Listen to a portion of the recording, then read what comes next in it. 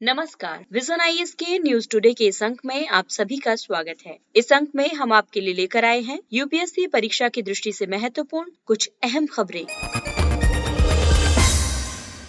इस अंक में सबसे पहले बात करते हैं नीति आयोग। नीति आयोग ने विजन 2035 भारत में जन स्वास्थ्य निगरानी पब्लिक हेल्थ सर्विलांस PHS नामक श्वेत पत्र जारी किया है। ये श्वेत पत्र त्रिस्तरीय जन स्वास्थ्य व्यवस्था को आयुष्मान भारत की संकल्पना के साथ जन स्वास्थ्य निगरानी के लिए भारत के विजन 2035 को प्रस्तुत करता है। ये संचारी और गैर संचारी रोगों दोनों की एकीकृत निगरानी का आधार तैयार करता है। निगरानी सार्वजनिक स्वास्थ्य से संबद्ध एक महत्वपूर्ण कार्य है। ये रोग का पता लगाने, रोकथाम करने और नियंत्रण करने के लिए एक आवश्यक प्रक्रिया है। दरअसल जन स्वास्थ्य निगरानी एक महत्वपूर्ण प्रक्रिया है जो प्राथमिक, द्वितीयक और तृतीयक सभी स्तरों पर संचालित होता है। पब्लिक हेल्थ सर्विलांस में रोगों का पता लगाना और आसन्न प्रकोप या महामारियों की प्रारंभिक चेतावनी के संकेत शामिल होते हैं। ये प्रकोप या महामारियां किसी देश के लिए स्थानिक या अंतर्राष्ट्रीय चिंता के सार्वजनिक स्वास्थ्य आपातकाल का कारण हो सकते हैं। आइए अब भारत की मौजूदा सार्वजनिक स्वास्थ्य निगरानी में विद्यमान चुनौतियों को जानते हैं। इन चुनौतियों में कार्यक्रमों और संस्थानों की ऊर्ध्वाधर संरचना में निगरानी कार्य में चुनौती है। इसके अलावा रोग निगरानी में निजी क्षेत्र की भागीदारी बेहद कम है। निगरानी में डिजिटल, सोशल और प्रिंट मीडिया का सीमित उपयोग किया जाता है। गैर संचारी रोगों की निगरानी पर सीमित ध्यान दिया जाता है। आइए अब जानते हैं इस विजन के कार्यान्वयन के कारक। केंद्र और राज्यों के बीच शासन की एक परस्पर निर्भर संघबद्ध प्रणाली, निगरानी के लिए नए डेटा संग्रह और साझाकरण तंत्र का उन्नत उपयोग, नए डेटा विश्लेषण, डेटा विज्ञान, कृत्रिम बुद्धिमत्ता और मशीन अधिगम यानी मशीन लर्निंग का बेहतर उपयोग, उन्नत स्वास्थ्य सूचना विज्ञान का उपयोग आदि। यदि हम विजन 2035 भारत में सार्वजनिक स्वास्थ्य निगरानी प्रणाली की बात करें तो ये भारत की जन स्वास्थ्य निगरानी प्रणाली को अधिक प्रतिक्रियाशील और भविष्योन्मुख बनाकर प्रत्येक स्तर पर कार्रवाई करने की तैयारी को बढ़ावा देगा। इसके साथ ही ये नागरिकों के अनुकूल जन स्वास्थ्य निगरानी प्रणाली ग्राहक प्रतिपुष्टि यानी फीडबैक तंत्र तैयार करके व्यक्ति की निजता और गोपनीयता को सुनिश्चित करेगा। साथ ही ये केंद्र और राज्यों के बीच रोग की पहचान, बचाव और नियंत्रण को बेहतर बनाने के लिए एक बेहतर डेटा साझाकरण तंत्र का गठन करेगा और ऐसी जन स्वास्थ्य आपदा जिसने अंतर्राष्ट्रीय स्तर पर चिंता उत्पन्न की है, उसके प्रबंधन के लिए क्षेत्रीय और वैश्विक नेतृत्व प्रदान करेगा।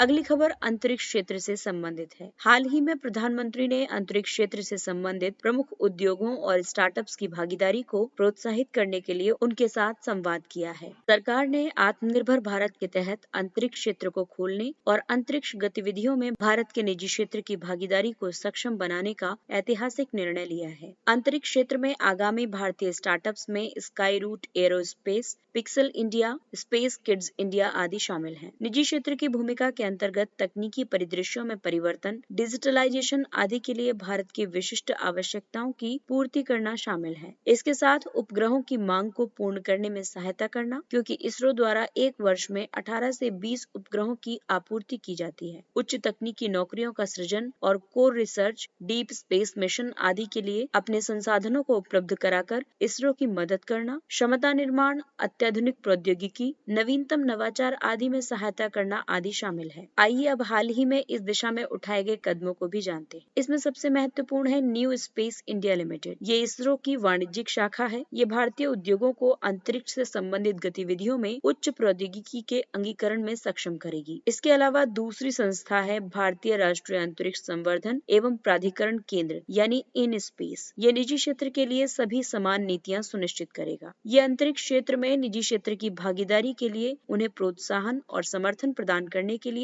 एक विनियामक के रूप में कार्य करेगा। एंट्रिक्स इसरो की एक विपणन शाखा है। ये अंतरिक्ष उत्पादों के प्रचार और वाणिज्यिक दोहन, तकनीकी परामर्श सेवाओं और इसरो द्वारा विकसित प्रौद्योगिकियों के हस्तांतरण के लिए उत्तरदायी है। इसरो ने बेंगलुरु में एक स्पेस टेक्नोलॉजी पार्क की स्थापना की है। इस पार्क में उद्योग के उपयोग के लिए कई प्रकार की सुविधाएं स्थापित की गई हैं। अगली खबर ऊर्जा क्षेत्र से संबंधित है। केंद्र सरकार ने 3 ऊर्जा यंत्र उत्पादन क्षेत्रों की योजना बनाई है। इस कदम का उद्देश्य मुख्य रूप से चीन निर्मित उपकरणों के उपयोग पर अंकुश लगाना और पारंपरिक और हरित ऊर्जा क्षेत्र दोनों में विद्युत उत्पादन, वितरण और पारेषण के लिए कंपनियों को आकर्षित करना है। भारत ने वर्ष 2018-19 में $2.16 बिलियन मूल्य के सौर फोटोवोल्टिक सेल, पैनल और मॉड्यूल आयात किए थे। वर्ष 2018-19 में पारंपरिक विद्युत क्षेत्र में आयात किए गए 71,000 करोड़ रुपए के विद्युत उपकरणों में चीन के उपकरणों का लगभग 1/3 भाग होने का अनुमान लगाया गया है। केंद्र ने 3 विनिर्माण क्षेत्र, जिसमें एक तटीय राज्य, एक पहाड़ी राज्य और एक भू आबद्ध राज्य में स्थापित करने का प्रस्ताव किया गया है। इसमें प्रत्येक के लिए कम से कम 300 एकड़ भूमि उपलब्ध होगी। केंद्र द्वारा उत्पादन संबद्ध प्रोत्साहन योजना यानी प्रोडक्शन लिंक्ड इंसेंटिव PLI के अलावा इन क्षेत्रों के लिए सामान्य सुविधा केंद्रों की स्थापना भी की जाएगी। प्रत्येक सुविधा केंद्र के लिए 500 करोड़ रुपए का निवेश किया जाएगा। ये क्षेत्र भूमि, जल, सामान्य परीक्षण सुविधाओं, अल्प लागत वाली विद्युत आपूर्ति और आवश्यक बुनियादी ढांचे के लिए एकल विंडो मंजूरी की सुविधा के साथ स्थानीय विनिर्माण को बढ़ावा देंगे। विद्युत एक रणनीतिक और महत्वपूर्ण क्षेत्र है, क्योंकि विद्युत आपूर्ति प्रणाली के समक्ष कोई भी खतरा या जोखिम देश में विपत्तिपूर्ण प्रभाव पैदा कर सकता है और देश को असहाय कर सकता है। अगली खबर सतत विकास लक्ष्यों से संबंधित है। समुद्री संरक्षण से संबंधित संयुक्त राष्ट्र सतत विकास लक्ष्यों की प्राप्ति के लिए किए जा रहे प्रयास अपेक्षा से बेहद कम हैं। दरअसल वर्ष 2020 तक संपूर्ण विश्व के महासागरों का केवल 7.66% भाग ही समुद्री संरक्षण क्षेत्रों यानी मरीन प्रोटेक्टेड एरियाज यानी MPAs में शामिल है। ये संयुक्त राष्ट्र के सतत विकास लक्ष्य क्रमांक SDG 14 के तहत परिभाषित लक्ष्यों की तुलना में कम है। अधिकांश MPAs राष्ट्रीय जल क्षेत्र में स्थित होते हैं, जहां किसी एक देश के प्रावधानों के तहत संरक्षण को लागू करना और प्रबंधित करना सरल होता है। हालांकि खुले समुद्रों के अधिक दूरस्थ क्षेत्रों में समुद्री पारिस्थितिकी तंत्र का केवल 1.18% ही संरक्षित है। विश्व के 66% महासागर खुले समुद्री क्षेत्रों के अंतर्गत आते हैं। ये किसी भी देश के राष्ट्रीय अधिकार क्षेत्र से बाहर होते हैं। इस क्षेत्र की मानवीय गतिविधियों को वर्ष 1982 के समुद्री विधि से संबंधित संयुक्त राष्ट्र अभिसमय अंक्लोज द्वारा नियंत्रित किया जाता है। MPA मूल रूप से महासागर में स्थित एक क्षेत्र होता है, जहां मानवीय गतिविधियों को आसपास के जल क्षेत्र की तुलना में ज्यादा सख्ती से विनियमित किया जाता है। क्षेत्रों को स्थानीय, राज्य, क्षेत्रीय, देशज या राष्ट्रीय प्राधिकरणों द्वारा प्राकृतिक या ऐतिहासिक समुद्री संसाधनों के लिए विशेष सुरक्षा प्रदान की जाती है। आपको बता दें कि वर्तमान में विश्व का सबसे बड़ा समुद्री संरक्षित क्षेत्र अंटार्कटिका के रॉस सागर क्षेत्र में स्थित है। अगली खबर जलवायु परिवर्तन से संबंधित है। विज्ञान और पर्यावरण केंद्र के अनुसार कोयला क्षेत्र में किए गए उपायों से उत्सर्जन में 22% तक की कटौती की जा सकती है। विज्ञान एवं पर्यावरण केंद्र यानी CSC के विश्लेषण के अनुसार वर्ष 2030 में भी विद्युत उत्पादन मिश्रण में कोयले का लगभग 50% योगदान होगा। भारत का कोयला आधारित अब विद्युत क्षेत्र भारत के ग्रीन हाउस गैस उत्सर्जन में 1/3 का योगदान करता है। इसके अलावा भारत के ईंधन से संबंधित CO2 उत्सर्जन में कार्बन डाइऑक्साइड के उत्सर्जन में 50% और वैश्विक ग्रीन हाउस गैस उत्सर्जन में इसका 2.5% का योगदान है। इसलिए ये सुनिश्चित करने के प्रयास किए जाने चाहिए कि ग्रीन हाउस गैस उत्सर्जन को कम करने के लिए इसका कुशलता पूर्वक उपयोग किया जाए। CO2 को 22% तक कम करने के लिए कई प्रयास प्रस्तावित किए गए हैं, जैसे बायोमास सह प्रज्वलन या सह दहन का प्रसार करना। इसमें ऊर्जा का उत्पादन करने के लिए बायोमास ईंधन या एक आधार ईंधन यानी कोयले का एक साथ दहन किया जाता है। दूसरी तकनीक है कार्बन अभिग्रहण एवं भंडारण में निवेश करना। ये विद्युत उत्पादन और औद्योगिक प्रक्रियाओं के दौरान उत्सर्जित CO2 को अधिग्रहित और संग्रहित करने की प्रक्रिया है। इस प्रक्रिया से इसे वायुमंडल में उत्सर्जित होने से प्रतिबंधित किया जा सकता है। इसके अलावा कोयले के लाभ की पुनर्प्राप्ति एक ऐसी प्रक्रिया है जिसके द्वारा कच्चे कोयले की गुणवत्ता में सुधार किया जाता है। ये कार्य या तो खनन किए गए कोयले के साथ निष्कर्षित अवांछित पदार्थ या राख की मात्रा दोनों को कम करके संपन्न किया जाता है। इसके अलावा भारत की नवीकरणीय विद्युत ऊर्जा उत्पादन में वृद्धि से परंपरागत ईंधन पर निर्भरता कम हो सकती है।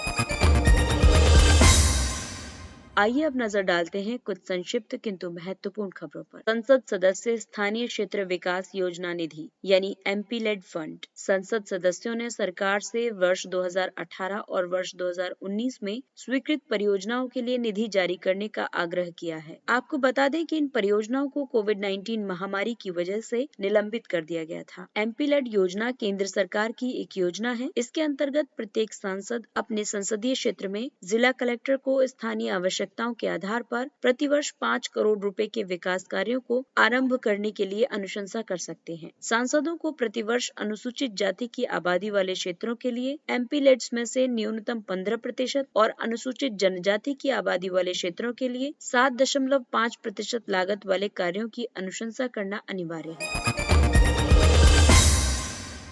भारत, ईरान और उज्बेकिस्तान के बीच प्रथम त्रिपक्षीय कार्य समूह की बैठक का आयोजन हुआ। ट्राइलेटरल वर्किंग ग्रुप की बैठक चाबहार बंदरगाह के संयुक्त उपयोग पर विचार विमर्श के लिए आयोजित की गई थी। ईरान में चाबहार बंदरगाह को भारत, अफगानिस्तान और ईरान द्वारा हस्ताक्षरित त्रिपक्षीय समझौते के हिस्से के रूप में भारत द्वारा विकसित किया गया था। भारत ने ईरान की सीमा से अफगानिस्तान को वस्तुओं और सेवाओं के परिवहन की सुविधा के लिए जारान से दिलाराम को जोड़ने वाली सड़क का भी निर्माण किया है। यह अंतर्राष्ट्रीय उत्तर दक्षिण परिवहन गलियारे से जुड़े होने के कारण यूरोप के साथ भी संयोजकता प्रदान करता है। ये भारत को पाकिस्तान से होकर जाने वाले मार्गों का उपयोग किए बिना मध्य एशिया और अफगानिस्तान तक पहुंच स्थापित करने में सहायता प्रदान करता है। Green ammonia. सरकार ने आयात निर्भरता को कम करने के लिए ग्रीन अमोनिया परियोजनाओं की स्थापना के लिए बोलियां आमंत्रित करने की योजना बनाई है। ग्रीन अमोनिया उस अमोनिया को कहते हैं जिसे 100% नवीकरणीय और कार्बन मुक्त प्रक्रिया के माध्यम से उत्पादित किया जाता है। यह हाइड्रोजन के उत्पादन के लिए प्राकृतिक गैस या कोयले की बजाय नवीकरणीय ऊर्जा का उपयोग करता है। इसलिए ये ग्रीन हाउस गैस उत्सर्जन को कम करने का एक प्रभावी तरीका है। अमोनिया एक तीव्र गंध वाली गैस होती है। इसका कृषि उर्वरकों के निर्माण में व्यापक रूप से प्रयोग किया जाता है। इसका भंडारण और परिवहन सरल और लागत प्रभावी होता है। हम्पबैक्ड महाशीर। ये ताजा जल की एक बड़ी मछली है और कावेरी नदी बेसिन क्षेत्र में स्थानिक जीव है। इसे टाइगर ऑफ द वाटर के रूप में भी जाना जाता है। कावेरी नदी का उद्गम कर्नाटक के पश्चिमी घाट की ब्रह्मगिरी पहाड़ी से होता है। यहाँ से ये तमिलनाडु से प्रवाहित होती हुई बंगाल की खाड़ी में विलीन हो जाती है। वर्तमान में महाशीर के समक्ष कई खतरे उत्पन्न हुए हैं, जैसे मत्स्यन की विनाशकारी विधियां, बांधों का निर्माण जिनसे नदी प्रवाह की दर में कमी आई है, और जल का अतिदोहन और प्रदूषण इसके प्रजनन और वृद्धि में समस्या के तौर पर उभरा है। IUCN की सूची में इसका वर्गीकरण क्रिटिकली एंडेंजर्ड के रूप में किया गया है। भारत में अन्य गंभीर रूप से संकटग्रस्त जलीय प्रजातियां हैं: Ganga shark, Pondicherry shark, large tooth sawfish इत्यादि। प्रोजेक्ट 17A कार्यक्रम के तहत कुल 7 जलपोतों को कई अन्य सुधारों के साथ उन्नत स्टील सुविधाओं, उन्नत स्वदेशी हथियार और सेंसर युक्त बनाया जा रहा है। हाल ही में भारतीय नौसेना के दूसरे प्रोजेक्ट 17A युद्धपोत हिमगिरी का भारत के जलपोत निर्माता garden reach ship builders and engineers limited द्वारा अनावरण किया गया था। मोविमिएंतो इन इसिद्रो आंदोलन। ये कलाकारों और कार्यकर्ताओं द्वारा क्यूबा में संचालित किया जा रहा एक अभियान है। इसके अंतर्गत देश में अभिव्यक्ति के लिए अधिक स्वतंत्रता की मांग की जा रही है। आपको बता दें कि क्यूबा 6 दशकों से भी अधिक समय से एक सत्तावादी कम्युनिस्ट शासन के अधीन रहा है। सन इसिद्रो एक अश्वेत बहुल क्षेत्र है जो हवाना का सबसे निर्धन भाग होते हुए भी सांस्कृतिक रूप से सक्रिय क्षेत्रों में से एक है। ये यूनेस्को विश्व विरासत स्थल ओल्ड हवाना का भी हिस्सा है। सुर्खियों में रहे अन्य स्थान है सूडान। हाल ही में अमेरिका ने सूडान को दिए गए आतंकवाद के प्रायोजक राज्य पदनाम को हटा दिया है। सूडान पूर्वोत्तर अफ्रीका महाद्वीप का एक देश है। इसकी अंतर्राष्ट्रीय सीमाएं मिस्र, इरिट्रिया, इथियोपिया, दक्षिणी सूडान, मध्य अफ्रीकी गणराज्य, चाड और लीबिया से संलग्न है। इसके अलावा मोरक्को भी चर्चा में रहा। हाल ही में मोरक्को ने इजराइल के साथ अपने संबंधों को सामान्य किया है। मोरक्को अफ्रीका महाद्वीप के उत्तर में स्थित एक देश है। यह अटलांटिक महासागर, भूमध्य सागर, अल्जीरिया और पश्चिमी सहारा के साथ अपनी सीमा साझा करता है। इसके साथ ही ये अंक समाप्त होता है। अगले अंक में फिर मुलाकात होगी कुछ अन्य महत्वपूर्ण खबरों के साथ। तब तक आप अपना ख्याल रखिए, सुरक्षित दूरी बनाए रखिए, मास्क पहनिए। नमस्कार।